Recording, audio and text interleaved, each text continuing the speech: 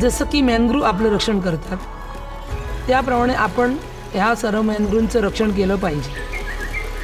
मी श्वेता हुले, मी mangrove रक्षक आहे। मुळात आम्ही मच्छीमार समाजाच्या ज्या महिला आहोत तर आमचा मुख्य व्यवसाय मासे विक्री करणं।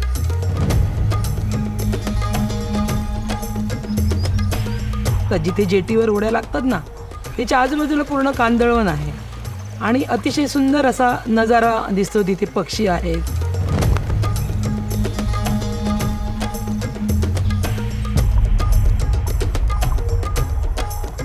तर ते लोकांपर्यंत कसं पोचवावं अशी संकल्पना माझ्या मनात आली।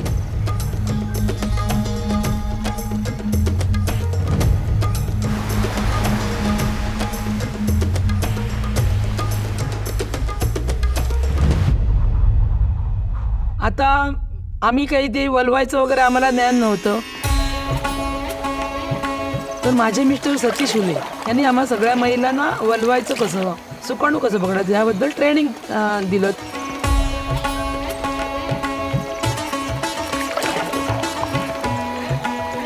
पण ज्या महिलाही सक्षम झाल्या होत्या त्यांना स्वतःबद्दल कॉन्फिडन्स होता।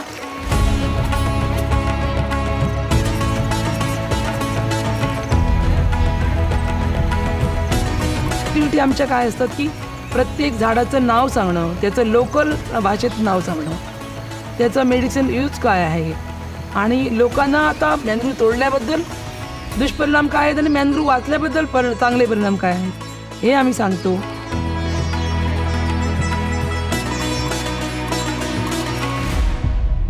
ग्लोबल वॉर्मिंग असेल, क्लायमेट चेंजिंग असेल, यासाठी मॅनग्रोव्ह खूप महत्त्वाचे आहेत।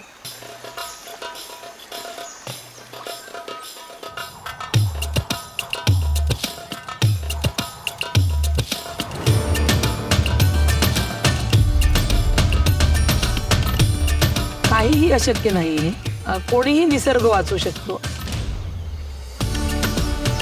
त्यातून आपला उदरनिर्वाह किंवा आपल्या रोजगाराच्या संधी उपलब्ध करू शकतो।